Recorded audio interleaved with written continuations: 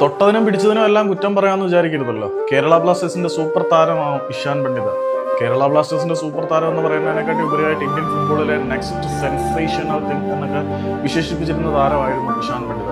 പുള്ളി Juan Fernando എന്ന പരിശീലകന്റെ super സബ്ബായിട്ട് FC ഗോവയിൽ വളരെ മികച്ച പ്രകടനം കാഴ്ചവെച്ചു. പിന്നീട് അദ്ദേഹം ജംഷഡ്പൂർ FCയിലേക്ക് പോയപ്പോഴും ഭേദപ്പെട്ട പ്രകടനം കാഴ്ചവെച്ചു. പിന്നീടായിരുന്നു അദ്ദേഹത്തിന്റെ കരിയറിലെ ഏറ്റവും മോശം തീരുമാനമായിട്ട് കേരള ബ്ലാസ്റ്റേഴ്സിലേക്ക് വന്നത് എന്ന് പറയേണ്ടി വരും. കാരണം കേരള ബ്ലാസ്റ്റേഴ്സിലേക്ക് വന്നതിന് ശേഷമാണ് ഇതുവരെയും ഇഷാൻ പണ്ഡിതയ്ക്ക് ഒരു ഗോൾ നേടാൻ കഴിയാഞ്ഞത്. ഇഷാൻ പണ്ഡിതയ്ക്ക് ആദ്യമായിട്ട് ISL സീസണിൽ ഒരു ഗോൾ പോലും നേടാൻ കഴിയാതിരുന്നത് കേരള ബ്ലാസ്റ്റേഴ്സ് വന്നപ്പോഴായിരുന്നു.